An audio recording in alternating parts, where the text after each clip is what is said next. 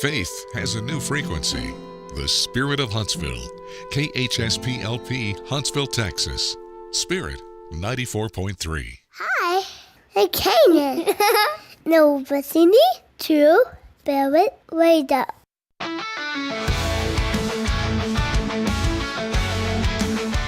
All right, friends, welcome in as we get rocking and rolling here on this faithful Friday. Time now 7:57. Every time I look at a clock, it's always 7:57, and it reminds me of Boeing because of the Boeing 757. We are here. Welcome in as we get rocking and rolling. Underwriting support for this program is made possible in part by Sam Houston Memorial Funeral Home, their website, SHMFH.com, and also Elliott's Jewelers. He's online at elliotsjewelers.com. We do want to welcome you in. Thanks for hanging out with us here on this Faithful Friday. And just Jack and I were talking a little bit before the show. It's always good to have a conversation, and I wasn't in a terrible rush this morning. I was a little bit late, but I enjoyed just chatting with you, Jack. So Jack Durish making his debut here on Spirit Radio now. Welcome in, Mr. Jack. Oh, thank you. It's a first for me. No, it isn't. Oh my God, no. What am I saying? Be prepared. I have made mistakes before. Is this your first time doing radio? No, Okay. I was going to say it was, but no, I'm not a virgin. Okay, Jack is not. And I made a big mistake that day too. Well, be prepared. Well, we're glad to have Keep your finger on the good taste switch. Yeah, that switch don't work, Jack. So. Well, Jack is here. First and foremost, my dad always said to say Mr. or Mrs. unless they've told you otherwise. Jack told me the first time I met him several years ago, he says, don't say Mr. Durish, just say Jack. And so... no, I didn't. Yeah, you did. You don't remember? I said Captain Jack. Oh, Captain. That's right. You did say Captain Jack. See that? Wow. I may be old, but I got a better memory than you. Well, Jack, it is good to see you. You and I have become good friends over these past few years, just, meeting at the chamber. Years ago, I remember at Farmhouse, you were there at the small business breakfast. I know they just had another one at Honor Cafe. I'm looking forward to getting back to those. I haven't been able to go to them because of this show, but I have a young man in training that hopefully will be taking over for me on those Thursdays so I can get back into the rhythm of the chamber breakfast. I miss those. Are you going to wait for his voice to change? No, his voice he's all right. He does a good job. Not quite like yours. Yeah, so that's all right. I have a button on here that I just push, and it says radio voice, and I push that, and that's what makes it sound a little bit better. Okay. It's working on my hearing aids, too. Well, Jack is here this morning. We do want to welcome you in. A lot of times I do an inspirational kind of open, but I wanted to dig right into some really important stuff, and we'll get to know Jack here in just a little bit as well. But Jack is the former commander of our great VFW post here in Huntsville and does so much for our community and our veterans and still engaged with the VFW. And he's got some really insightful information. As we were talking before we came on, some things about the VFW that I didn't know about. And, it's kind of like when you're a pastor's kid, you're called a PK. Well, I don't know if there's a term for this, but I'm a VF kid, a veterans VFW kid. I grew up in the VFW, so there's got to be a term for that somewhere. Well, we used to have Army brats, so I guess you're a VFW brat. Okay, that would work. My dad would probably approve of that. Probably. I grew up in our local VFW in Georgetown, eating Red Baron pizza from the Red Baron Pizza Oven. Back then, if you wanted to play dominoes, they had dominoes. And so I learned how to eat good pizza, Red Baron, if you will, and play dominoes at our local VFW growing up. No, I wasn't around that. My father avoided the service, so I didn't grow up with it. Yes, sir. Well, I do want to dig in. We'll talk here in a moment more about the VFW. But for the folks out there, many people, of course, know you. We are on social media as well this morning, Jack, and folks see you all the time here on the show. We're on episode number 703. But maybe for some new people today, just let us know a little bit about your story, if you don't mind. Just kind of let us know how you got here to Huntsville and whatever you'd like to lead on with. I think it'd be great. I think my wife is listening, and she'll be snickering at this because she was the one. She pushed me for years to get into. We'd be coming out of the supermarket near like Memorial Day or Veterans Day, and there'd be a veteran with the Buddy Poppies, and she'd say, "Why don't you join?" And I said, "No, that's for the real soldiers." And that's a big, long story, backstory, and that why I use that terminology. But I just avoided it, and I know a lot of guys do, and now gals.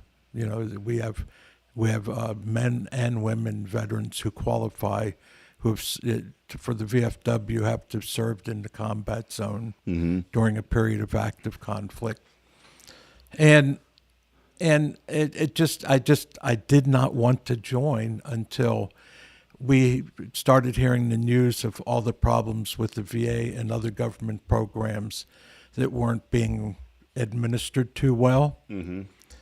And I decided then, you know, we survived war by taking care of each other. And maybe we're going to have to take care of each other to survive the peace. And that's when I joined. And the first post I joined an American Legion and a VFW post. They have different requirements, different groups of guys. And I wasn't happy with either one of them. And I lasted 2 years until I finally said, okay, this is not working. This is not giving me what I wanted. I want to help veterans. So I went shopping posts, and I found they're all different. So the VFW is not a homogenous thing. They're all mirror images, cookie cutters. And I found one in Dana Point, California, where I was living at the time, that really was dedicated to helping veterans. They didn't have their own bar. They didn't have their own clubhouse. Nobody's getting a paycheck. We were out working very hard to raise money, and every cent of it went into helping veterans. We even had a couple of people, full-time retired people, sitting in an office that the city of Dana Point gave us, and veterans would walk in, I can't pay this bill, I got this problem. We were cutting checks for them, no expectation of repayment. We were making about $120,000 a year and spending every cent of it every year. We were also helping veterans at camp, not veterans, but active duty Marines at Camp Pendleton. And we had these young kids down there, you know, they go from a $10 a week, I guess, I don't know what kids get for allowance these days, but they get in the Marines and they become an E3 or an E4. They're making maybe $1,500 a month. They're rich. They can go out. They got housing for free. They got food for free. They can go out and buy a Corvette. What do they care?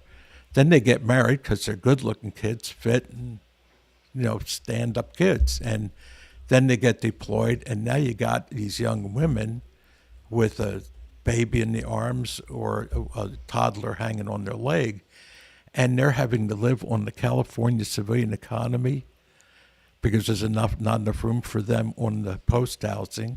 They were reusing disposable diapers. We were hauling crates of disposable diapers down there. We had truckloads of food going down. We were taking furniture to them. We were doing everything. And I came here, and the first thing I did was I started shopping VFWs, and I didn't even know we had a VFW in Huntsville, but it was right there at the museum. And again, no bar, it's non-smoking, non-drinking environment. We are dedicated to helping veterans, and every cent we raise, that's what it goes for. Well, Jack, your journey has been great as a retired U.S. Army captain, if I'm not mistaken. Not retired. Not retired. No, the Army had... What's the official title then? How would you... Former. Former, okay, former. Former. Retired now, though. He's definitely retired now. And also, you know, faithfully serving our country in Vietnam. You know, I think a lot about my dad and how much I miss my dad, Jack. And I never told you this, but I think that's why I feel like there's a special connection between you and I, because you remind me a lot of my dad, and that's in a positive way. And I miss my dad. I think about him every single day. And so when you come in and share stories, my dad loved to share. He loved to share a lot of jokes, and you've got jokes too. But I'll tell you, there's something that just when you come in, I think of my dad, and I wanted to say thank you for that, because I miss my dad, and And when you come and talk and share your stories, I'm just like, man, that brings me back home. So I wanted to tell you that. I've never told you that. I don't get too sappy on this show, but I wanted to tell you that. You never get too sappy on this show. I've watched this show. He gets sappy, right? So, but an incredible journey as you served in Vietnam, and that's where the Captain Jack comes from when you were a captain in the U.S. Army, and then living there in California. How many years were you in California for? I went there in 1974. Okay. And came here 5 years ago. When I first got there, let me tell you, California back in 1974 was heaven for an entrepreneur. I could start a business, get a checking account with a business name on it, have a business card printed, pay a $25 license fee. I was in business. And I did that a couple of times. And now to do that same thing would cost thousands of dollars. And it's not business friendly. Many of the companies that I work for, I work with all the major auto companies that were headquartered in California. You had Honda, Toyota, Nissan, Hyundai, Kia, Mazda, and they're moving out. And who was it we just heard of? Well, of course, Elon Musk moved everything here. And who was it that just moved to Texas? It was a big one. And it's simple. It is not business friendly. And it's insane. When the Cold War ended, everybody thought that's it for California, because a lot of companies there were in the defense industry. Mm-hmm. And that's it. This San Andreas Fault's going to split, state's going to fall in the Pacific, and that's the end of it.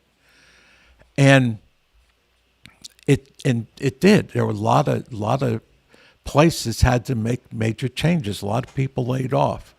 In 2 years, every one of those jobs was replaced, and more were added, because those companies just instantly switched from defense contracting. They went into communications and other high-tech businesses, and of course, companies, the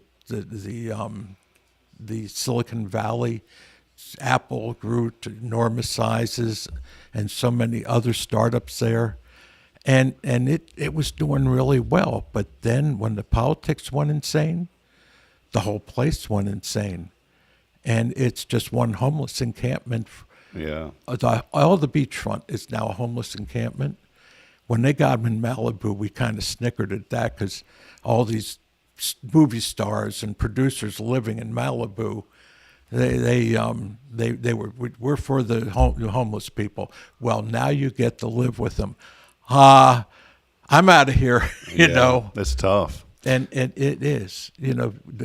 It's California is run by people who don't have to suffer the consequences of their decisions. When did you guys make the decision to move to Texas? Because you've been here for a while now. We've been here 5 years. Actually, we came here on the last day of February 5 years ago. So we're now into our 6th year. Was there something, I know, you're talking about kind of the climate there in California with things that are going on. Obviously, that played into the decision of coming here. But what was like the main deal? How did you find out about Huntsville, Texas, of all places? When we got here, that's the same question we were constantly hearing. Why Huntsville? And my wife finally looked at him and said, why not Huntsville? Are you crazy? And I understand it, because most of the people who asked that question were younger. Mm-hmm. And to them, you move from California? We're dreaming of going to California to be in the glitz and the glamour. and let me tell you, folks, it's not all that glitzy and glamorous anymore. But what put Huntsville on the radar? I mean, there's somewhere something happened. Well, right? we got a realtor in Dallas was recommended to us. Mm-hmm. And of course, he was showing us suburbs around Dallas. Now, this was, of course, at a distance. We're not going to fly in and out of here. We were still looking. We're looking at Idaho, Tennessee, we dismissed Florida pretty quickly. Did they ever recommend Georgetown? No, no. That's my hometown. That was the #1 town to retire in America. Really? It was. Yeah, I'm surprised they didn't mention it. Well, We're glad you're here, though. oh yeah, but it was when I couldn't be there. Now I learned this lesson long ago from my parents. When they bought their first house, they went on a weekend to see it. They fell in love with it. My brother-in-law, we had a stream in the backyard and woods. Woohoo! We were in hog heaven. And then on that first Monday we were there, we discovered on the other side of those woods there was a ready-mix company. And the dust clouds from them pouring concrete or the cement and the sand and the gravel and everything, mixing it, and trucks, these huge ready-mix trucks running up and down the roads. It was like, holy cow. So when you buy a house, you're also buying a community, and you better take a look at that community. So I would use Google Earth, and I would go down to the street level view, and I would be like driving the streets. They show me Waco. Yeah. Waco has terrible streets. I'm looking at potholes. That's pretty bad. and well, that looks like Irvine, California over there. It's flat, and there's all these box houses crammed together. Why would they do that in Texas? So it just we just dismissed those. And we went on Zillow. I think that's what it is. Yeah, Zillow. Yeah. And one day Arlene, my wife, found this house, and it looked really nice. So I went down on the street level and I started driving around. Oh, this is a nice looking community. We didn't realize it was Elkins Lake. Ah, okay. And look at the lake area, and open spaces. And was that a deer running across there? Oh, cute, And of course, my wife, she was born and raised in Los Angeles, Southern California girl, and she never had any experience in small town. I had lived I grew up Cockeysville, Maryland. It's a small community north of Baltimore. Let's tell you, Huntsville looks like a metropolis next to that. I'd lived for a time in Hawaii, and Hawaii is a very small town. Honolulu is very small townish. See, when I was talking about my dad, he was stationed in Hawaii for a while. Yeah, I was stationed there for 3 years, and when I got out, I wanted to stay. And then I discovered the only two industries there are tourism and agriculture. And unless you own it, you're not going to make much money at that. So it's every man I knew was working 2 jobs, and the wife was working a full-time job. And it's like, this is you're living in paradise, but you can't enjoy it. So I got there and went to Fort Collins, Colorado, another town much like this, the University of Colorado, Fort Collins is about the same size as Sam Houston, and the town, like 20,000 student population, 20,000 civilian population, and they did have Teledyne water pick there. That was their one industry, and so I've lived around small towns, and she never had, so I was very worried about how she was going to adapt to this, and up to the last minute, it was like, "Are you sure?" She would you shut up, and let's get on the plane and go, and So y'all just came to visit first? Was that no? Or were y'all prepared? The realtor drove all the way down here from Dallas. He did a walkthrough. The house we were looking at didn't suit. It had an upstairs, and we knew that there was going to come a day we don't want to climb stairs. So he found another place for us all on one level, and he did a walkthrough with us on FaceTime, and we said, make an offer subject to our visit. So when we got here, we made the final decision to commit to the, and we got here the day after the big freeze. Wow. And it was so funny. We had a reservation at the Quality Inn there on Montgomery and the highway. And we walk in, and there's this girl behind the desk, and she is a big girl. She's a real biker chick. She's got the tats. And she's got the best smile. I fell in love with her smile. And she says, "Oh, yeah, I'm Mr. Durish. Thank you. I'm so sorry, but I have to tell you, the elevators aren't working. But I got you a room on the first floor." I said, what do I care about elevators? Perfect. I've been on airplanes and driving for hours, and I just want a bed. You got a bed? Yeah, I got a bed. Oh, but we don't have any hot water. I don't care. I want a bed. So we hauled our luggage in, and we got the bed. And then the next day, we met the realtor at the house, and we did our walkthrough. And Arlene was looking at the paint, the color. It's like, it's bad. We can paint it. Other than that, it was just perfect for us. So we said, we're in. And so we did a 48-hour closing. Wow. I said, we didn't have time. It was a cash deal. Coming from California, yes. Trust me, we did not bring our politics. We did not inflate the economy here. Trust me. And Arlene went native. Yeah, that's cool. I love the story. And I did have a chance to visit California. It was in San Diego and Del Mar, and I will say this: some of the nicest people that I've met. That part of the state, very nice people, very welcoming.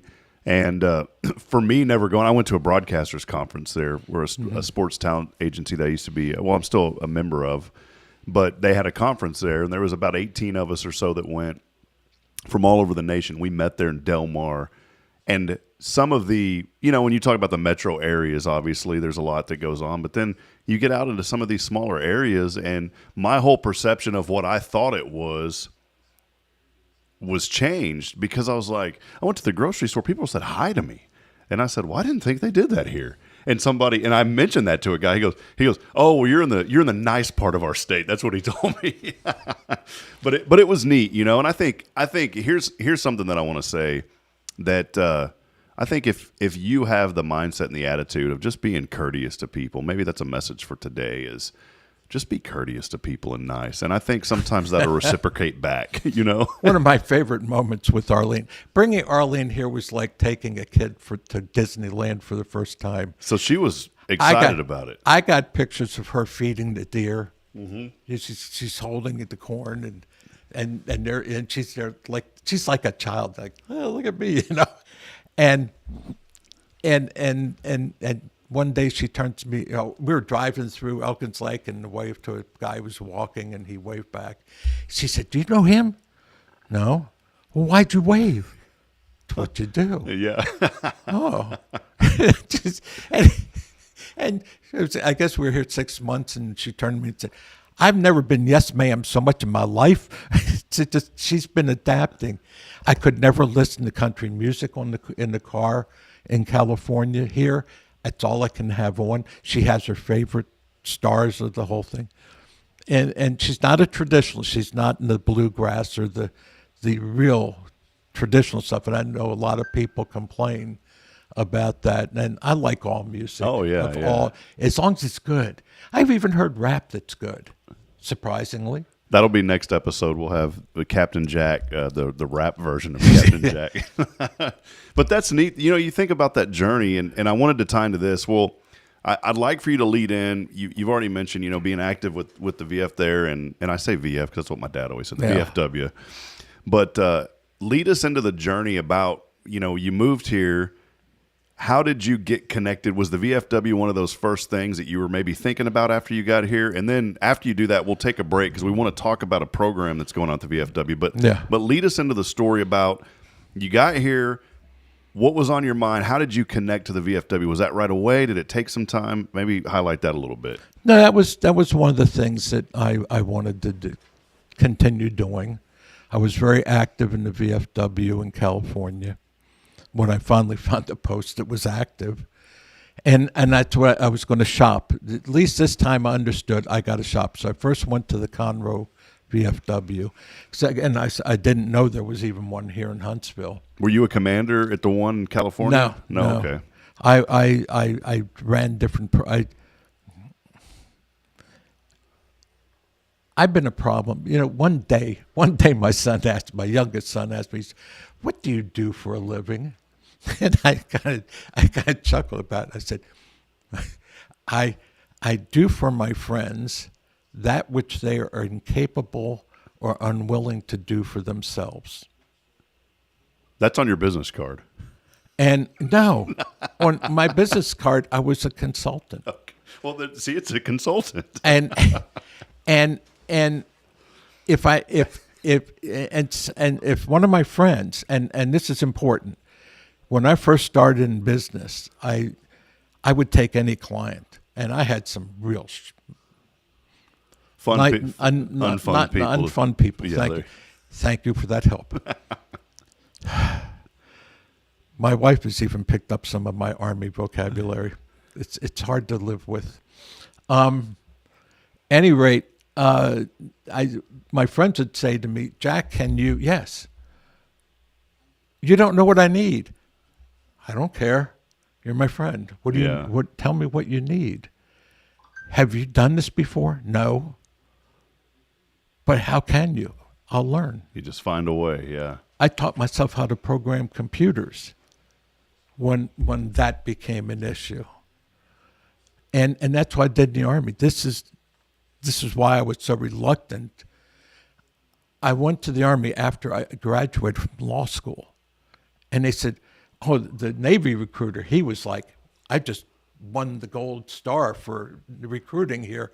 Got a kid with a Coast Guard license, a law degree, and he wants to join the Navy. You're going to be an instant lieutenant in the Navy as a lawyer. No. The only thing I learned in law school is I don't want to be a lawyer. What do you want to do? Those little boats you got running around Vietnam, I'm your guy for that.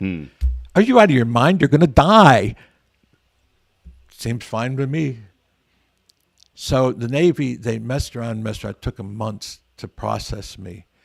And I decided I better have a plan B. So I went to the Army, and they said, you're going to be an instant captain, lawyer in the Army. No. What do you want to do? Infantry. Are you out of your mind? You're going to die. What the heck? So they enlisted me. They took, just pull out your hand, you're in. And I went in as an E1, $89 a month. Wow, yeah. Big money for a law school graduate. And I just had to get out of town. I had to get away from home. I had to get away from everybody's expectations. And I went in. So I went through a year of infantry school, basic advanced infantry officer candidate school. And I get out and they look at me and they say, I don't care what agreement we have with you. The needs of the service prevail. And they sent me to Vietnam as an adjutant general corps officer. And I was upset. And the G1, when I reported to the 9th Infantry Division, wanted to put me in a platoon. Oh, wait a minute, you're not an infantry officer. It says right here an infantry officer, but you're not an infantry officer. So he sent me to headquarters, the adjutant general's office, and the G1, I was stuck in his head, and the adjutant general officer was messing things up, and so he would come to me privately, backdoor, and say, you got to fix this problem. So I would fix it. The first one I fixed, and then it was like, oh, I got my crazy young lieutenant. I got another problem. Go fix this problem. And I fixed it. And I was bullying colonels and majors, fixing problems they had created. But I had a general in my hip pocket. I actually had a colonel one day. He looked at me and he says, can't you even say please? And I picked up his phone and I handed it to him. And I said, I don't have time, sir. Call General O'Connor. Maybe he has time to say please. And I walked out. That was why I did not have a very long Army career. But there was a lot of, you think about that, though, in the initiative, Jack, that you took. Captain but that's Jack. what I did. But you asked the question. So, I got to get back to I'll answer your question. That's what I did in the VFW out there. I fixed problems. Okay. So when you came here, and you that's had what that. I did in business life. That's what I've done all my life is I fixed problems. And I get here, And I finally end up at this post. After visiting the Conroe post, and you were looking around. I look around, and I find out this one, and they had a bar and everything. I wasn't interested in that. The one in Conroe. Yeah, but not here. And I looked at that, and as soon as I walked in the room, it smelled old. And I could see the problem. It was old, and they were little. And they said, "How'd you like to be commander?" Because the guy had been commander, been there for years, and he couldn't get anybody to replace him. And so I became commander. And I said, "I'll give you 2 years. It's all I got the energy for." And my first goal was to get young members, and I got them. When I left after 2 years, every position was occupied by a Gulf War or an Afghan veteran. One of the things I didn't get to do, I didn't have time to form an auxiliary. And so the current commander has made that his goal. That's Bobby Bernesky. It's Bobby Bernesky. So that's what I'm here primarily to talk about today, if we ever get around to it. Yeah, well, let's dig into that, because Jack Durish again joining us. We're going to dig into that. Let's take a break real quick. Okay. We've heard a little bit of the story, and by the way, Captain Jack is, if you haven't already figured out, a great storyteller. He's also an author, and he's got several books. You can just search for Jack Durish on Amazon and find out all of his great work. But he's brought one by to us, and we'll save that for another day, because I want to have you on and talk more about that journey. But we're going to stay focused today on the auxiliary coming up with the VFW. Yeah. When you hear the word auxiliary, if you grew up in the VFW like me, you immediately think women's auxiliary. That may not be the case. And so we'll find out here in just a moment. We're going to take a brief break. And, hey, maybe if you have a question for Jack, too. You know, it's always a privilege to be able to talk to a veteran and someone who is just very involved in a community. Maybe this morning you've got a question, or you're thinking about something that you'd like to ask Jack. Text that in to 936-339-0139. Or for those of you on the social media feeds, feel free to comment as well. But let's take a brief break for about a minute or so. We'll be back, and we'll continue the conversation. We will stay here on the FM this morning, an extended interview as we learn more about our VFW here in Huntsville. Stay with us. We'll be back in a moment.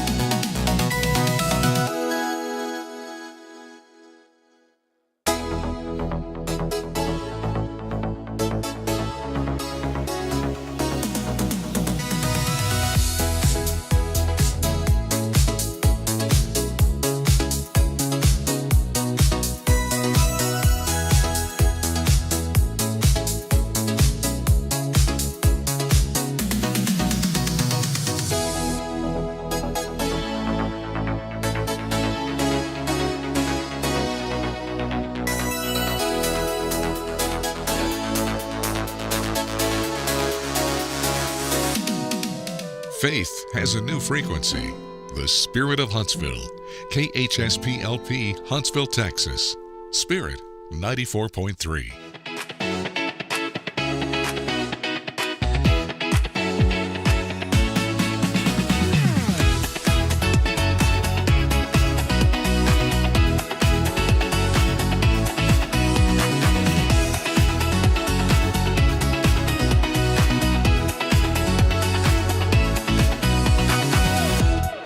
All right, friends, back at it here as we continue on this journey. Time now is 8:50. 8:31. Welcome in on Good Morning Huntsville. Underwriting support for this program is made possible in part by Sam Houston Memorial Funeral Home.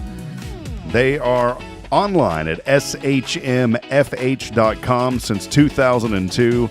Again, Sam Houston Memorial Funeral Home. Also, Elliott's Jewelers, his website, elliotsjewelers.com.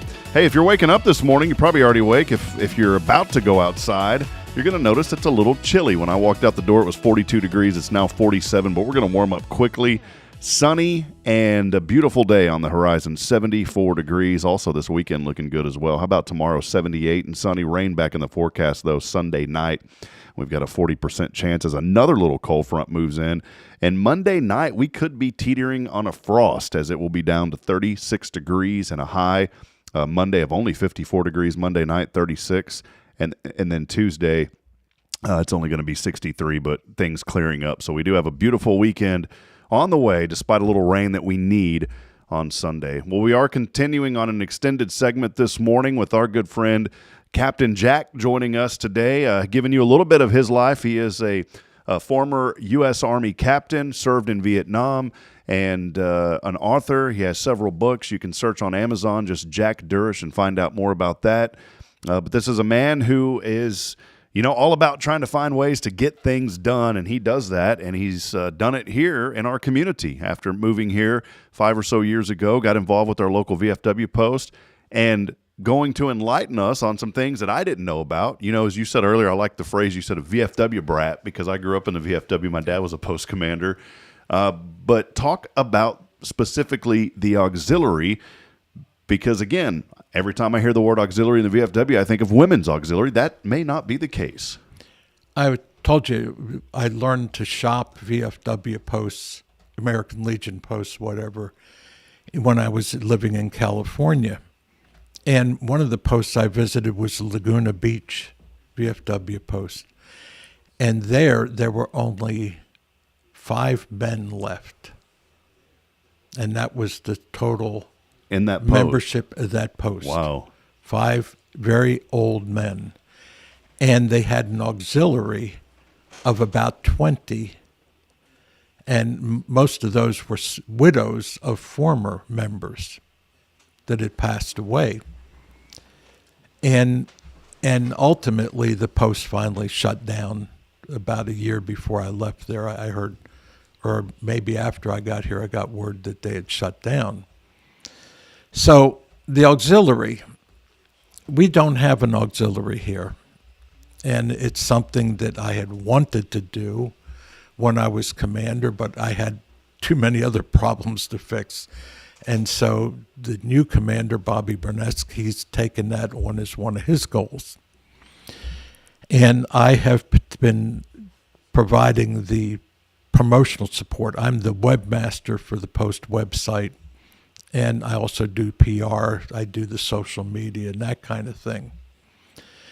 And I've been studying AI for the past year, making animated videos, promoting auxiliary, and posting those on the social media to drive traffic to the website where it's got all the information of what an auxiliary is. So generally, we usually think of it as women's auxiliary because it was basically the wives of post members. But now we have women serving in combat zones. They were there in Vietnam and Korea, but they like nurses, that kind of position. Now we have them doing all kinds of things, and it's just this is age. As soon as I start talking like that, a story pops in my head, and it's like, tell him.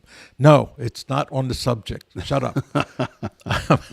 But there was a great story of a girl who enlisted in the Army Reserve, and suddenly she got deployed after only being in a few months. Wow. She was deployed for the when we went in to drive the Iraqis out of Kuwait, and they made her a truck driver of one of these articulated tank trucks. It just is 4 wheels 2 wheels on the cab, 2 wheels under the tank, and then it's got a stiff arm connecting them so that it's a rigid vehicle.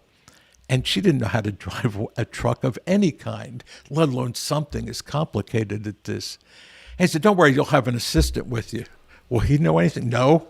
But, well, she didn't have an assistant. And they'd only taught her how to use the forward gears when the campaign took off. And they said, it's okay, you're only going one direction. Just follow the guy in front of you. And she hit a landmine, blew a tire out, and the convoy passed her. And she spent the night in the desert, no one in sight. Oh, my she's goodness. sleeping all alone. And she's praying, maybe an Iranian or Iraqi will show up and I'll surrender to him. Anything, to being there alone. And the next day, the engineering company comes by and they fix the tire for her. They say, follow the tracks. The convoy tracks were still there, so she's following the tracks. And then she spent another night alone in the desert, and when she woke up, the wind had blown away the tracks. Oh, no. So now she's sitting, she doesn't have a compass, she doesn't have anything. And all of a sudden, a flight of Apache helicopters circle her and land, and she has a tank load of exactly what they need. So they fuel their helicopters, and they said, this one guy's going to stay back. He's going to cover you, and he'll show you the way to go. And so they just took her along as their personal fuel depot. It was the craziest story. She became an unsung hero, though. No Didn't kidding. realize it. No Yeah. kidding. Oh, Wow. my God. So, yeah, I'm sorry. So, yes, we have women serving.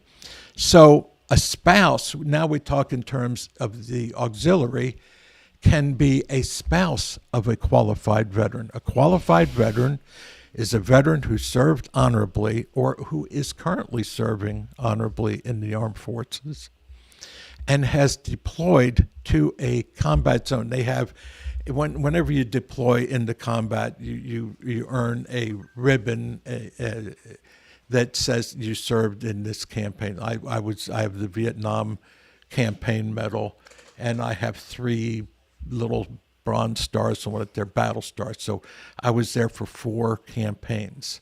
So that's my proof. I qualify for the VFW. In any event, so if you're the spouse of a qualified veteran, you can join the auxiliary. So now it's men and women. Then they also have, now that we've learned that, we've also found out in the charter that children and grandchildren of qualified veterans can also join. That the parent of a qualified veteran can join the auxiliary. Siblings of qualified veterans can join. So that gives us we have a much broader audience. You know, when you look at all the people who've served, we're only about 1% of the total population have served in the armed forces. And of those, it's only a minute portion have actually deployed into combat. What about, so I was sitting here thinking, Jack, if you don't mind me asking just as you're talking, because like you said, your mind will wander into stories. My mind wanders away, and then I forget what I was going to ask you. For me, you know, my dad was commander and a life member of the local VFW in Georgetown. I did not serve. My dad is no longer with us. Could I be a part of the auxiliary, or do they have to be active and involved? Yes. Awesome. Okay. So, yeah, it's, you know, the veterans are going to die, but that does not end your qualification. Now, what does become difficult is proving your qualification. Do you have a copy of your dad's DD-214? Mm-hmm. And if you do, that document will show that DD-214 and before, like Korean veterans, I think there was a different form number. We tend to talk in the acronyms of the service, and we talk in form numbers. You have to have a DD-214. You have a 201 file. You know, that's in our vocabulary. So DD-214 is a summary record of your service. On there, it gives all the information about who you are, where you enlisted from, date of birth, education level. What were your military schools you went to? what were your skills, what were you assigned to do, what branch of service, all these things are on there, and all the awards you won. So this wouldn't work right here, Joe. I'm going to show the people real quick just to honor my dad. There's my dad. There's his. That was years ago. I was at our local VFW in Georgetown visiting, and they had my dad's picture on the wall there, which was kind of, it said post commanders previous. And as you were talking, I said, well, I got a picture of him. I know we have those documents somewhere though, but I wanted to show that. That's my dad. So anyway, sorry, keep going. Yeah. So membership is, and that was a great question to ask about, your dad's gone now. So could you still qualify? Yes, because you are qualified. His death does not end your qualification. Awesome. Okay. And like I say, the biggest problem with anybody who's going to come in that situation is coming up with the records, and they get a lot of requests for records. There was a fire at the St. Louis Archives number back in the mid 50s, and a lot of records were destroyed. My grandfather, was apparently, he was injured in combat, and there was something to do with a Purple Heart. Yeah, and that'd be a Purple Heart. Yeah, and he never wanted to receive. He's like, well, I just did what I was called to do, and and the records of what happened to him burned up in those, and it was probably in that one they lost all of it. So although you see, you did it again. Sorry, folks, it was his fault this time. My daughter, my younger daughter, when she was going to go to college, looking for scholarship opportunities, she came to me one day and she was angry. She said, "What?" I said, I could have had a scholarship. You cost me." And I said, "What?"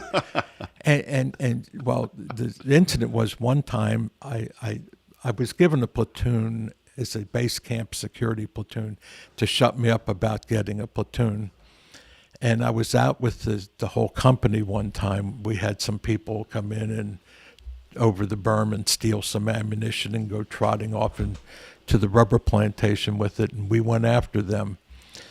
And I took a fire team and tried to cut them off, and the company commander forgot, and they saw movement out there, so he brought the whole company online, was going to open up on us. And luckily, this other lieutenant sent a runner to catch up with me and say, come back quick, we're going to be shooting there. So I got back through the tree line just as they opened up. I was angry. Have you ever heard the expression hopping mad? Oh, yeah. I was hopping up and down in front of this captain, calling him many things that I could not say here on this station. Right. And he was trying to calm me down, and I come through some barbed wire, and my uniform was ripped, and I was bleeding from my arm. And he says, "You're wounded. You can get a Purple. I'll put you in for a Purple Heart for that." And that just made me angrier. No, that Purple Heart is not for friendly fire. The Purple Heart is for enemies shooting me, and that was right. At any rate, so I refused that offer from him, and she says, "I could have gotten $2,000 scholarship." I said, "Is that what my life is worth to you? $2,000? Here, have $2,000." Wow. Well, you never know, where the stories are going to go, and just everything that we go through in life has a story. And Jack, that's what I love about you. I'm just so thankful for the stories that you have, and I'm thankful for your service to our country, and I'm also thankful for your service here to VFW Post 5871 and bringing information about this auxiliary that people can join. I want to go back to that just briefly, because someone may be listening or watching on social media saying, I've been interested, I want to get involved. What all does that entail? What do you do in the auxiliary? The auxiliary they supplement the post. Like I say, the auxiliaries will typically be a larger group because of the larger population we can pull from than the post membership itself. And as the post gets older, they've got a little more energy than the older members. So the auxiliary does get involved in a lot of the same things. We work hand in hand on the same projects. but they also have other projects that they are a little better suited for. And they have actually, for example, the VFW has had long time these scholarship programs, essay competitions, Patriots Pen, Voice of Democracy, for junior high or middle school level kids and high school level kids, and they're pretty substantial, up to a $5,000 cash prize for the Patriots Pen for middle school students, and up to a $35,000 scholarship for high school students to go to college or trade school. Wow. Which I love that one. And I've been the chairman. I was the chairman of that activity in California, and I've been doing it here. They help with that, and they have also extended those programs into the elementary school levels to get kids involved in patriotic kinds of activities. Anything from coloring to, drawing pictures, making dioramas or something. So they can do a lot of things working with children that some of the old men sometimes are not that skilled at. We're not the nurturing side of the group, especially those of us who have served in combat. We see a kid and it's like, straighten up, kid. Just, yeah, I need to sit up straight. I'm sorry, Jack. Yes, that's better. So at any event, so there's many activities, and as a matter of fact, if you go to the website, and we really got vfw5871.org, O-R-G, that right on the landing page, there's a little animation about joining the the auxiliary. You click on that, and it takes you to the entry page about auxiliary. And one of the pages talks about the activities of the auxiliary. And there's a whole bunch of them. And I even subdivided them, and so you click on a category and it expands so you can see different things that are included there. And there's far too many. Just because I built the page doesn't mean I remember the page. Yeah. Not at 83. Okay. But so there's the activities. And of course there's the socialization. And there's one other thing that an auxiliary member can do that a non-auxiliary member can't do. If my wife had known about this back when she was trying to encourage me to join, she was pushing me to join. And like most men, we get that little donkey in us going, not a political thing, but, we dig our heels in, no. But she could have joined the auxiliary and led me in. Mm-hmm. See? Yeah. So I sort of put that in as an additional idea. I even made an animation about that idea, that you're pushing, it doesn't get anywhere. Put your auxiliary hat on and lead them in. Yeah, I like that. So there's and again, the socialization. When the guys came back from World War II, it took months to get back home. They were all together crossing on a boat or something, and they had time to decompress. I never forget one comedian at the Improv. He did a story. He was a Vietnam veteran, and he was talking about it. He says, one day I was my platoon was heading out in patrol, and somebody grabbed me and said, "You're not going." He said, "Why?" He said, this is your date to go home. It's called DROS, date expected return from overseas.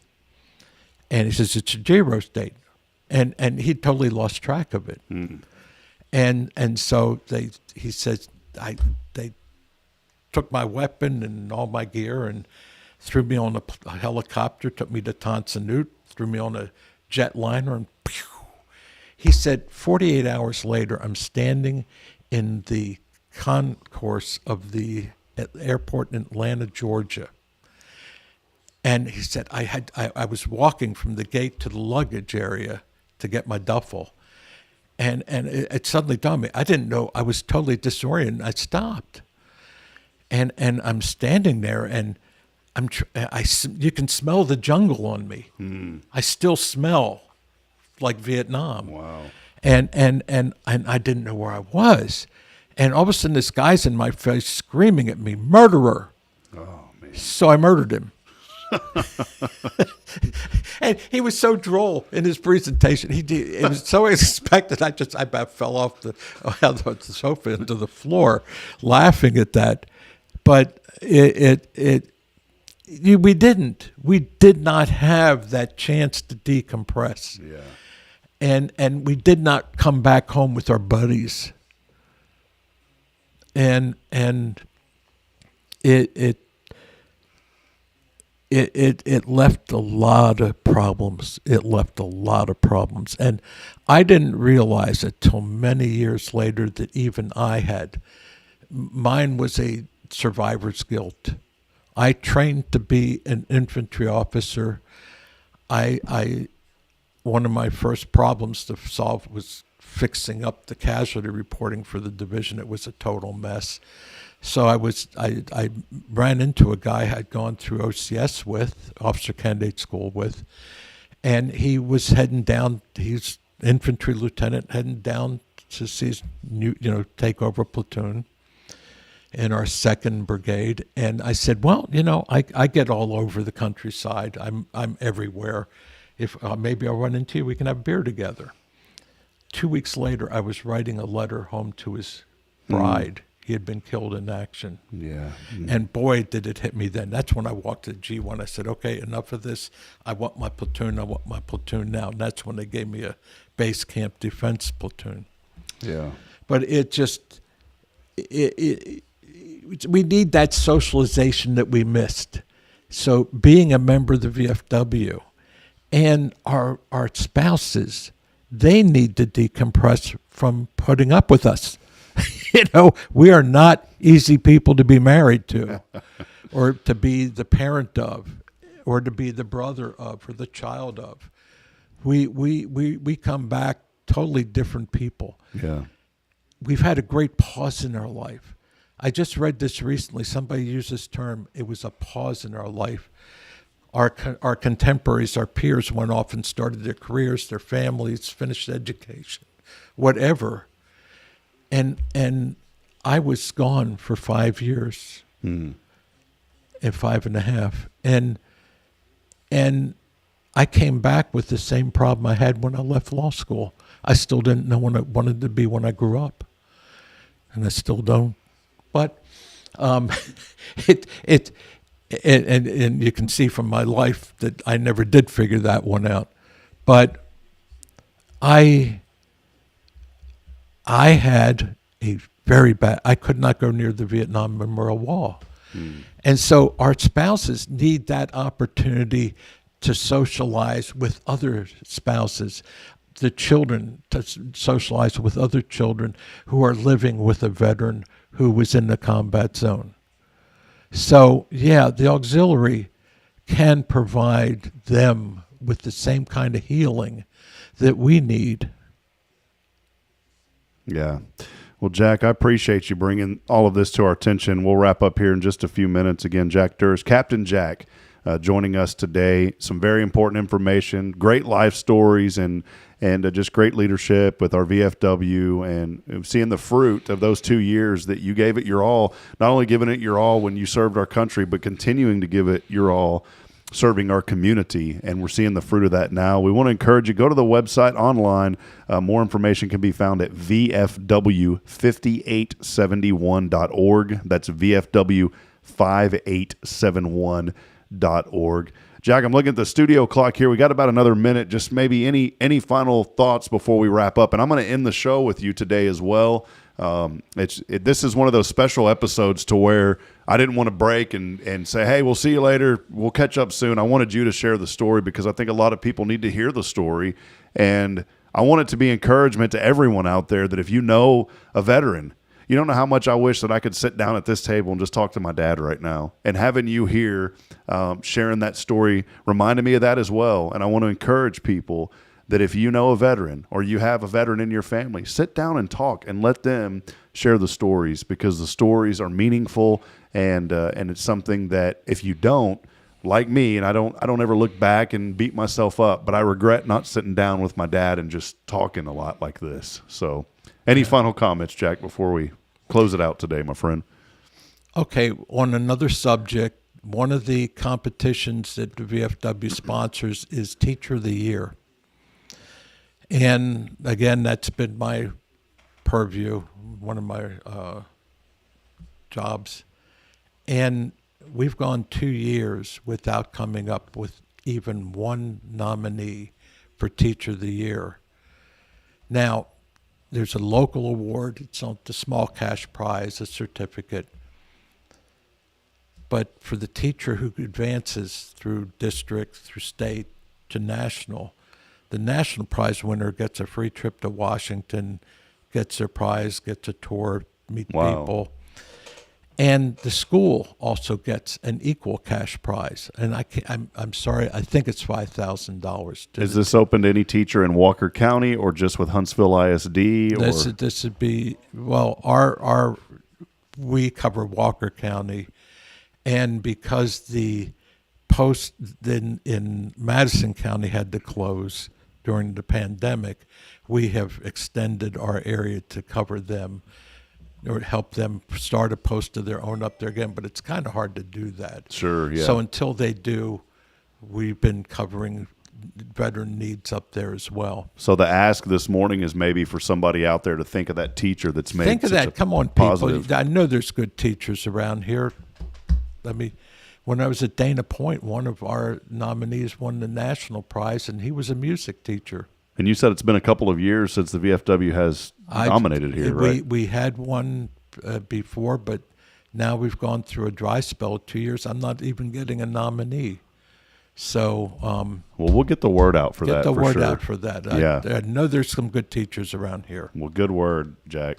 Well, hey, my friend, I appreciate you. We'd love to have you back. You're welcome anytime. You got the link, so you're always welcome anytime, and appreciate all that you do. What a great morning and a great interview today. Learning more, not just about your life, which is so important, and you had said 83 years young, and that's one thing in Huntsville. People lie about their age because, Jack, I don't think you're a day over 68. So I'm getting carded again.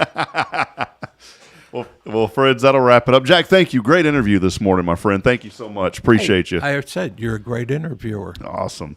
Well, that will wrap it up here. Time is almost 9 o'clock, and thank you for being with us today. And again, I'll put together an article on our website at hellohuntsvilletx.com a little bit later on over today or this weekend. We'll highlight those things. Be thinking about that teacher, and also be thinking about the auxiliary with the VFW. You can find out more information online at vfw5871.org.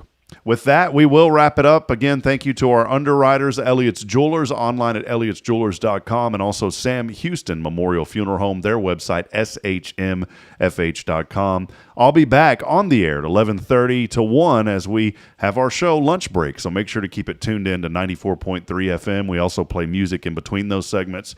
But for now, as I end every broadcast, reminding you that we're not strong enough alone to make it on our own. We need each other. So please, provide a word of encouragement, lend a hand of support. I promise somebody out there this day needs you. We'll see you back a little bit later today. God bless you, Huntsville, and have a great day. And Jack, thanks again for hanging out. It was great this morning. See you, my friend. Thank you.